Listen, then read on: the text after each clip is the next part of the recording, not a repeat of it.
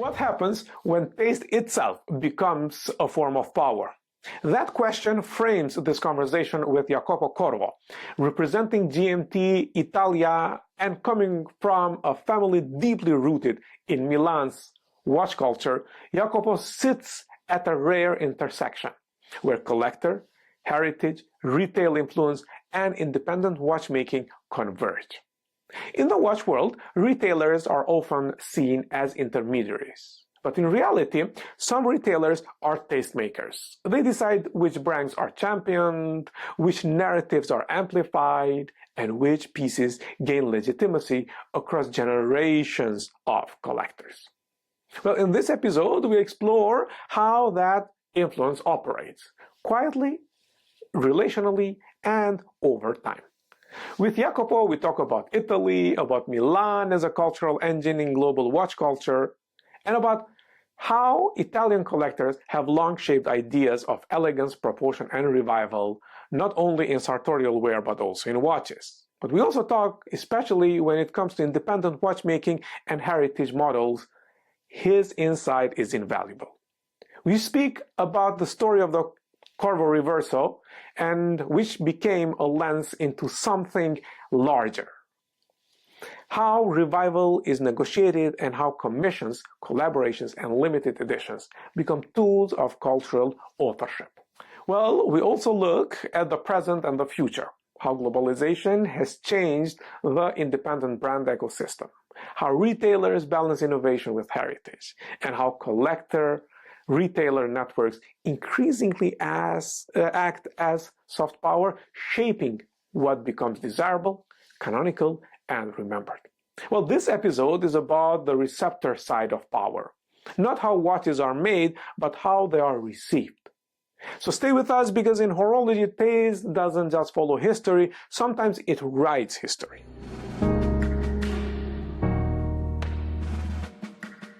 All right, everyone, welcome to the new episode of Watches and Politics. When we talk about watches, we talk about art, we talk about style, we talk about heritage, we talk about legacy, and we talk about people that you meet on this journey and friends that you make.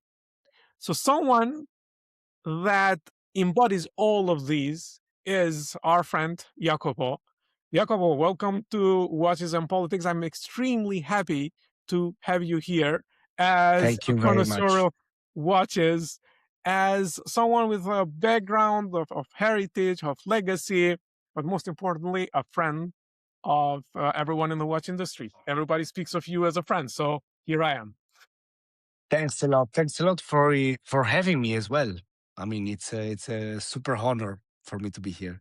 Well, I appreciate it. Well, to start things off, I always want to start with the first question for everyone, and that is, what is the first thing that comes to your mind when you hear watches and politics together? Okay. To be fair, when you told me about it, I was like, I don't know shit about politics. But I think that it's not only watches and politics, it's also watches and religion, watches and history that enhanced watchmaking, for example. And I think it's very important to highlight that. I mean, now we buy watches from Switzerland, but before Switzerland, there were France and England that were much more important.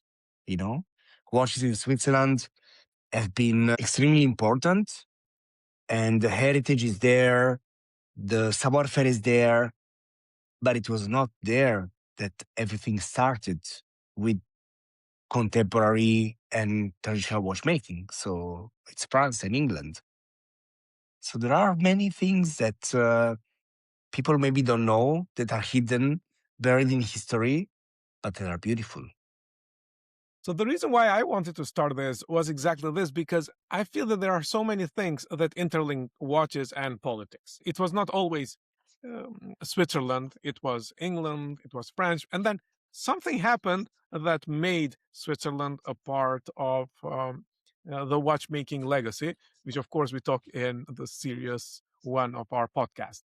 But it's always interesting to also hear what other people think of when you mention those two words together.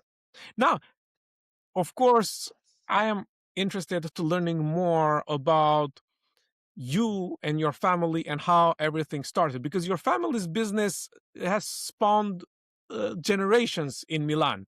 So how do you see the role of Milan and Italy as a tastemaker in global watch culture? Okay, so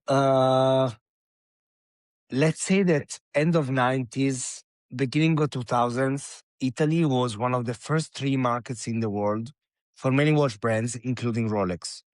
For Jaeger, for sure, because we were the distributors of Jaeger in Italy, and we were the first market in the world until 2003. So it makes sense to say that Italy is a very mature market for watch collectors. That being said, it's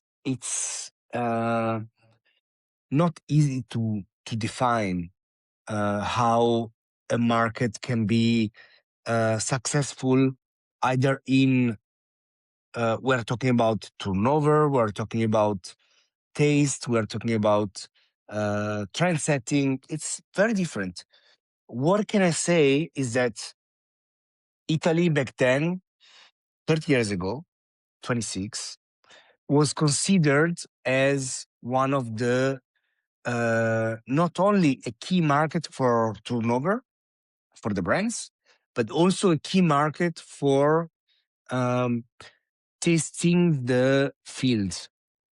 Means that they were saying the Swiss brands, I mean, imagine no social media, no internet. They were living in the valleys. They were creating something beautiful, but maybe on their own taste. Okay, not in international taste. And they were using Italy as a filter to see if a product was good or not for the end of the world. That's insane for me, you know? That's something that today we will never see. So how has that shifted today? Very hard to say. So we're still in the top 10, but I do believe that Italian collectors missed out a lot in the 70s, where the collectors since three generations. So their grandfather or the grandfather or grandfather were already buying pocket watches and pendulettes back then. I think that less mature markets like the US, like Asia, Middle East, um, had less preconcepts about watchmaking, and they were more open to new shapes, new designs, um, modern modern watchmaking. So different things, less traditional. Take, for example, Urwerk, MBNF, Debetun. I mean, Italy was never a champion for them. We're starting, we are working on it. But new markets and new collectors happen to be much more open-minded compared to Italian traditional collectors, which are incredible. They have insane collections. I know people with the best Patek collection, vintage in the world, Rolex collection, vintage in the world. They don't buy independence. They're just stuck there, And it's not only a mindset, it's a way of collecting. And collecting is a path. I met people who started to collect Rolex, AP, Patek, then switched to independence, sold out everything. Then, after 6, 7 years, sold out all the independence and started to buy, I don't know, Rolex vintage. Collecting is a path. Nobody has the same path, which is great. Us, we are a very small entity. We do independence and only independence since 2004, so 22 years. And I cannot deny to say that we had incredibly challenging years. I mean, at the beginning, it was really, really difficult to let Italians understand and know this kind of watchmaking. And I'm not talking about only about François Paul Journe or Kari Voutilainen or H. Moser. I'm talking about also the weirder shapes, which for me are today and back then the top of the pyramid of the independent watchmakers with avant-garde spirit. So MBNF, Uhrwerk, De Bethune. For me, there's a top of the pyramid is them. All the new creators that started with a new brand in the last years, what did they create? They did something that the market wanted. Small watch, nice complication, shown dial side most of the times. But that's a BNF inspiration with the legacy machine. That's Journey inspiration with the tourbillon, with the optimum, with other complications. So I do believe that a lot of people put trust in new creators just because they thought that they would be the next Journe or the next Recep or the next whatever. And despite the fact that the watches are beautiful, because some of them are incredibly beautiful school watches, new complications, different things. But I do believe that, unfortunately, today there's a lot of money involved, which is not about collecting. It's about, hey, I was there before. So I'm getting the money when I'm selling the watch. And that's, for me, it's turn off. You need to sell with the watches, you know? Today, I have the luck as a retailer to choose my customers and to understand whom I should give this piece to. I need to rely to the fact that the people that are buying the watches are actually wearing them and not just keeping them because, I don't know, in 3 years, 4 years, 5 years, 10 years, I want to sell them and they grow value. And that's a very important and very tricky point for retailers. We are in between, huh? So I wanted to ask the story of the Corvo Reverso, which is, of course, fascinating. What does it teach us about heritage revival, collector, retailer influence, and brand history? Okay, listen, the Reverso revival was made in years that were completely different from today. Mhm. So 50 years ago, not only it was quartz crisis, so every take that the brands, every new input that the brands could have done, could have had, helped them in the end. Not every maybe, but for sure some. Look at the Reverso revival from our grandfather in 72. Look at the Royal Oak. I mean, there are many, many examples. The Reverso, my friend, you know the story. I will tell you again. It's a very funny story. So my grandfather started to be the distributor of Jaeger, on the Italian market in 1958, I think, and he created his own company in 1960. And after the quartz crisis, so end of the 60s, beginning of 70s, he found out he was selling 200 watches per year on the Italian market, okay, between Jaeger and Jaeger Atmos. So we're talking about watches and clocks, 200 in 1 year. It was nothing. Okay. The volume was very small. He didn't have a store. He was not having the full price. He was selling wholesale. So he was a distributor. He was buying and selling with a low margin. He found out in the Zizek manufacturer that they still had 200 Reverso cases. Back then, it was different to do orders. Of course, you had Baselworld, but it was mostly B2B, so it was for the retailers. But the distributors there were no subsidiary of Jaeger back then. So the distributors were the heads of their markets. In Italy was a very important market still back then. Even with the 200 watches, imagine how many watches they were selling in the other markets, because Casio, Seiko, they were killing everybody.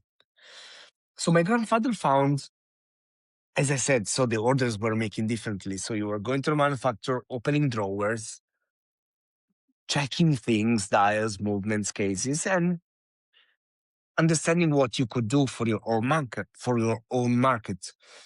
So my grandfather found, they opened the drawer, they found these 200 cases of Reverso in steel, in stay-bright steel that was made back then. It was before inox, before anything. And he was like, I want this. And they didn't appreciate. They're like, we have no dials, we have no movements. What can we do with these 200 cases? And he's like, give me one. I'll bring it to Milano. We had 6, 7 watchmakers back then. So they created a cercle d'emboîtage movement frame that could hold the Ovetto movement, which was oval, in a reverso case. So it was not a round movement, at least. And so he brought back the prototype. Back then, it was not WhatsApp, social media, emails. It was fax. Beautiful. I want to go back to fax. My grandfather convinced them. He brought them the case. He brought them the cercle d'emboîtage and the movement. He's like, guys, you need to make me dials. So after 1 year of negotiation, they were happy to make the dials. So they sent my grandfather the 200 cases, 200 movements from the Ovetto, and 200 dials, which were made 100 in white, 100 in dark gray. And my grandfather sold them through 2 or 3 retailers in Milano in 2 months. And people like Gianni Agnelli, Berlusconi, they bought the watch. And he made the turnover he was doing in 1 year in 2 months. So apparently the guys understood the message. They re-engineered the case, and in 3 years, the Reverso came back. It's What a an beautiful story. What an amazing story. But this tells a Hmm. lot about the retailers, about the collectors, and how brands should listen, maybe. That is impossible. We tried many times. We try still today to talk to them, but they have their own strategy. The market is global today. I mean, back then it was different. You had Europe, which was like 80% of your business. And then you had US, Japan maybe was starting. Few markets, Yes. And there are some resident listens. But what we understood, to talk to the brands, we need to create our own series Mhm. and our own design. And this is how we can manage or contribute to the creation, at least, to some of their beautiful watches. Back then, we didn't have a store. Today we do. Mhm. So we have the possibility to create something unique and different. And we're still using the same color, which is foreign gold, that our father and grandfather started to use in the 90s to do some Reverso series for the Italian market.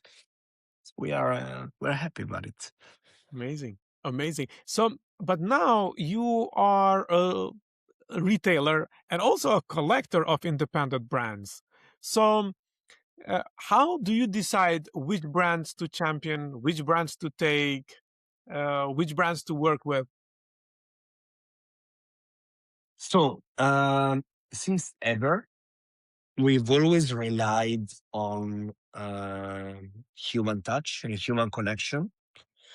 So we need to like the person behind the watch. before pulling the trigger and deciding to invest in the company, in watches, in stocks, and to place them in our store where the space is limited. We do trainings, we do videos, photos, we do marketing. We are not the kind of retailers that just waits for people to knock at the door, you know? So we try to select the best brands, the best watches, and the best people behind. That's what we did in the last 22 years, from my father to me and my brother. And till today, yes, we had some second thoughts. Happens after some time. But most of the brands we work with since 20 years, 22 years, they're still there. Or the people, maybe they change brands. Like we started to work with Harry Winston on the Italian market, but because Max was there. And as soon as Max opened MNF, of course, it was natural for us to work with Max, you know? The people are what makes independent watchmaking to have much more appeal compared to traditional one. I'm not talking about turnover, you know? If we gave a damn about being rich, 22 years ago, we would have started to work with Rolex, Patek, and AP in another city, maybe, I don't know. But we like to work with the people we love, and we like to work with the watches we love. And that's the most important thing for us.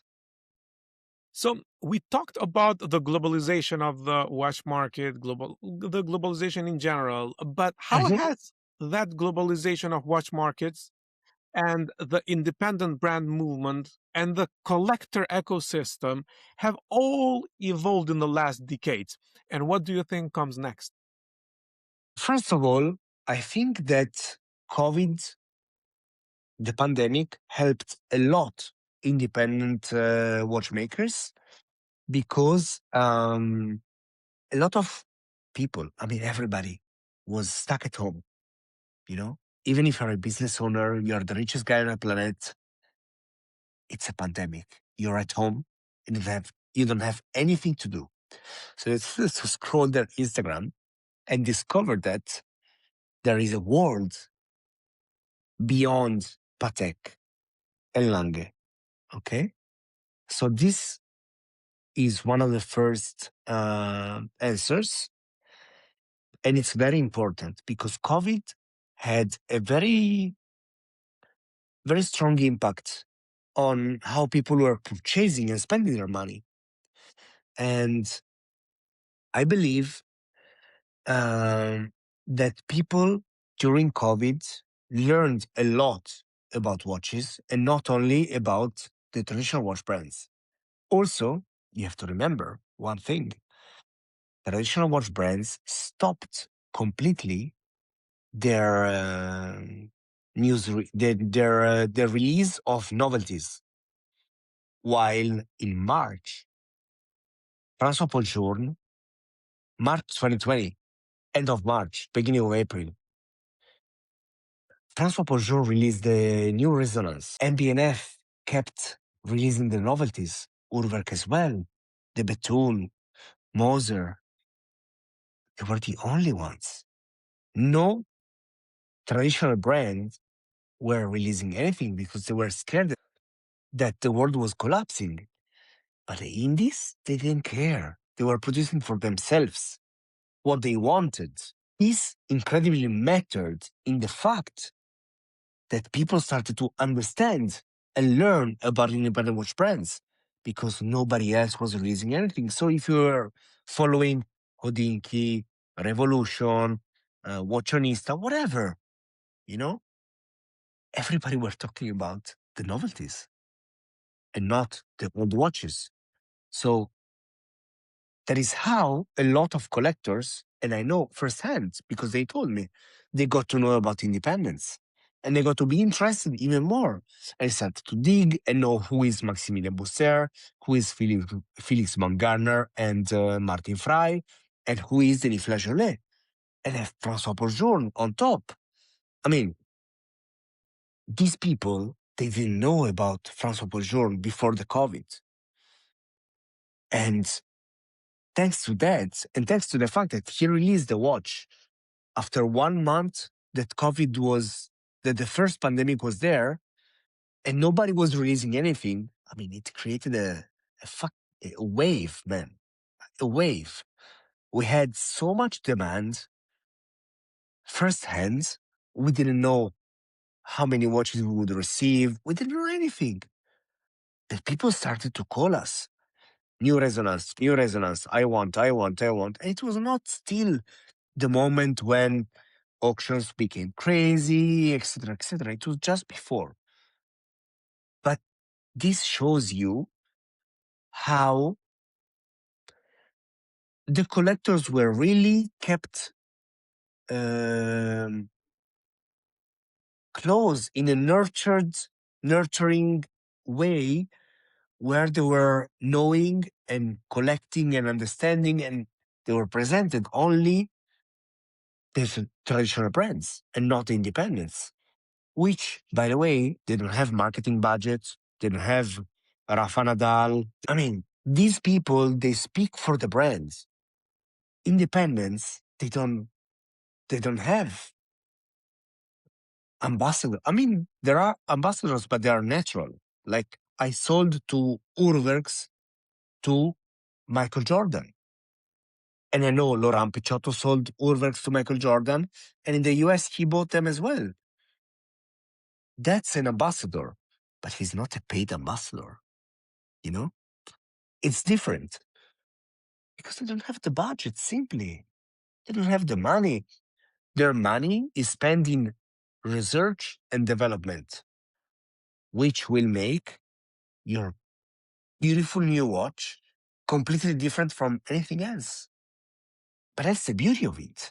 Well, thank you very much, Jacopo. This is amazing. So now, how do you balance showing heritage like vintage, revival, with promoting innovation? Because we talk that a lot of new watchmakers, independents, and also a lot of brands. They're doing a lot of revivals and vintages, but then they need to also promote innovation. How do you make that balance?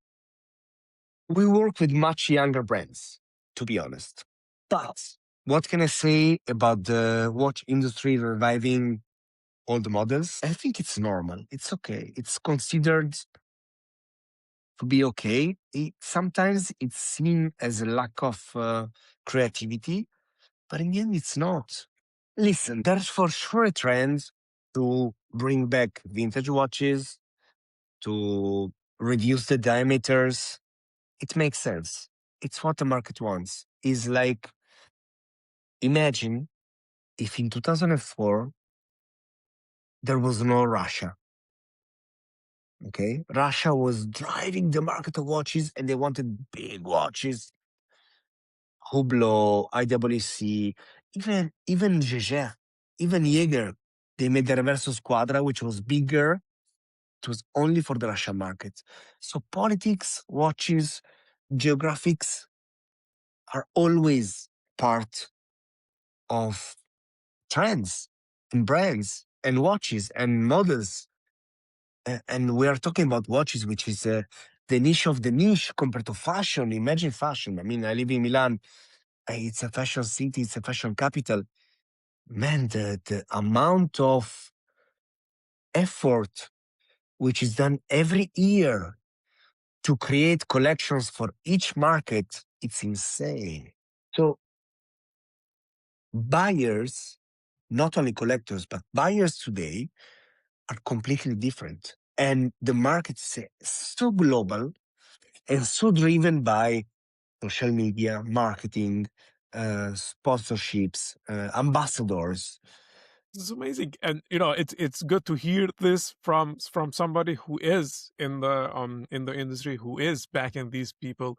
But at the same time, You've done some of the most amazing collaborations. I mean, just the one that I saw when I visited you during the summer with Woodley Line, that's just amazing. So I want to ask you about the process. How do you decide on the design? How do you decide on the maker? All of them are your friends, and the whole process. Can you explain us a little bit about the process as well? Listen, they're all our friends, and everything starts with a random chat. Would you do something together? Would you be happy to do something together? And in the end, it benefits both the store and the brand because we have we are almost always sold out immediately, but that's not the point. The point is to talk about the maker, the product, and us. And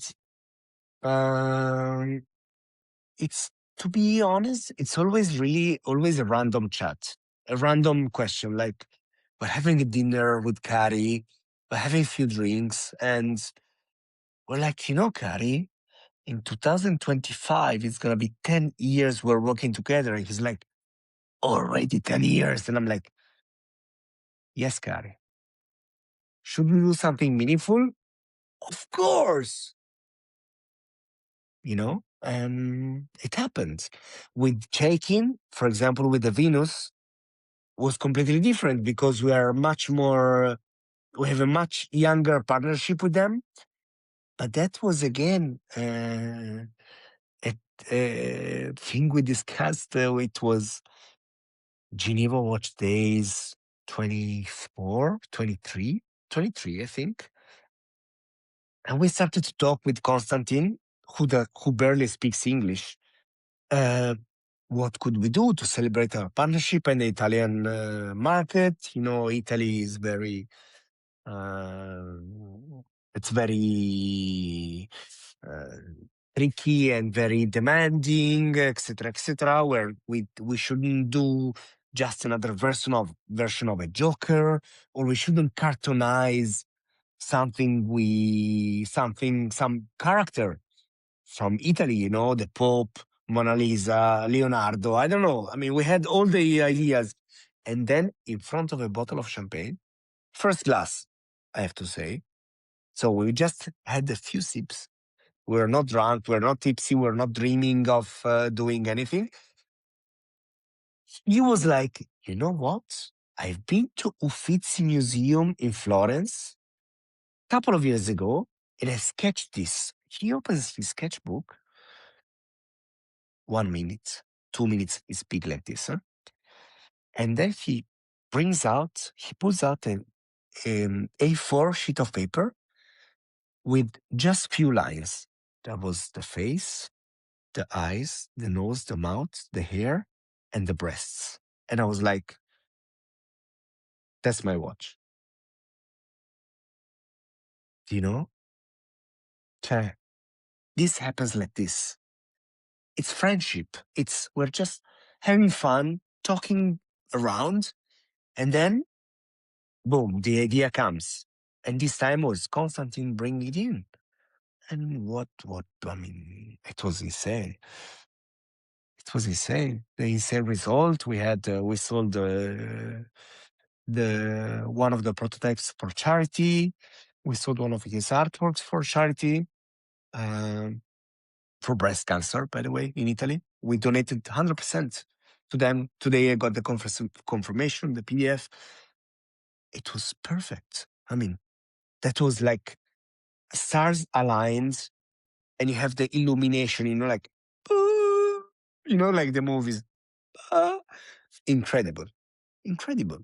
With Kari, for example, was different. Kari is a much more reserved person, much less. He's an artist, but he's much less extrovert, I would say. So with him, we had to understand a bit better what he could do, what he could not do. Back then, there was still the first reversed movement. And he told us, you know what, we should do it on the new one. So it's more of a technical, explanation, what he could do, what he could not do. And we didn't want to do a dial because everybody was making a dial. And, we were the first ones to do an inverse series. And it was a completely different creative process compared to, for example, what we did with Med 1. We did a Med 1 in 2023 for the 30th anniversary of Max Busser working with the Corvo family. He was an intern in GGF. He met my father and my grandfather. And then he became a junior product manager, and then so on, you know? And we had fun creating the Med 1. It was less creative in a way that it told us, okay, you can customize this, and that. So it's the same watch, just with different colors. For the Venus with Chaikin, we had full creativity. It's completely different. Well, all of them very beautiful on their own right. And thank you very much for sharing Thank all you, my these friend. insights. But let me ask you this. If watches are political artifacts, what story does the retailer and the collector tell you about power, about memory, about value? Listen, today, retailers have no power anymore. Unfortunately, especially thanks to the fact that COVID happened and that brands got very close to the final collectors. Retailers are that gray area that is in between that sometimes, brands, they start to, yeah, we can sell everything directly. What do we do with retailers? But in few years, things will be different and they will knock back at the door. Beside that, for sure, trends are extremely important. Not talking only on a political side, but also on a global trend wise. Okay. So we've seen a return of vintage shapes. Look at Cartier. I mean, their watches are doing crazy, crazy, crazy values on auction, etc., on the secondary market. Why 10 years ago a crash was not valued like that? Why 10 years ago a Daniel Roth was worth, Tourbillon was worth 15,000 euros or US 18, and now it's worth 70, 80? It's because there are cycles. Okay, so there will always be cycles. It's part of cycles that happens today and will always happen. There will be again a decade where big watches will be a hit, and there will be again a decade where small watches will be a hit and there will be much more classic. It's absolutely normal and it's part of it. What about collectors? How much power do collectors have? Much more than retailers today. Collectors, especially if they buy directly from the brands, and especially if they buy hardcore, most of the brands will listen to them more than the retailers. Well, Jacopo, it's very interesting to hear from the first-hand people that are inside with brands, especially independent brands, and then people that have so much influence and so much power and so much knowledge in the industry like you, and who are really close to the collectors and see firsthand how the inner side of the watch industry works. But before I let you go, I want to ask you the last question, as I finish with everyone else, and that is, what is a collector for you, and what is a watch collector separately for you? Listen, if we're talking about luxury, there are many kinds of collectors today. There are collectors of wine, bags, fashion, cars, vintage cars, which are much more expensive, and watches. For me, the watch part is the most niche because everybody needs a car cars produce much more than watch brands. Bags, they're needed. You don't need 10 Hermes bags, you need one. But in the end, you buy 10. Yes. Watches, I think it's an extremely niche market. Unfortunately, very masculine, even though we know and we try to nurture several female collectors, which are incredible, and we love them. I do believe that still watch collecting is the niche of the niche. Even if you collect Rolex and Patek, it's still niche. How can you define the watch collector? Somebody that loves the watches he buys, that wear them, and then don't just keep them in a safe for years just to see the value appreciated. I think a watch collector should really be somebody who studies, who thinks about what he wants to buy and why, and then he comes to people like us in our small business and store, and ask us for guidance as well. Listen, I had in mind this one and this one. Looking at my collection, what is the best for now to continue? And then I will buy also the other one. And then we give an advice. That's a collector. The guy that comes in with a picture of a chronometer bleu or an elegant saying, I want this. That's not a collector for me. Sorry. Well, thank you very much, Jacopo. This was such a No, it's a great pleasure, my friend, really. and Thank you very open. much for inviting me. Thank you very much for doing this. I really appreciate it.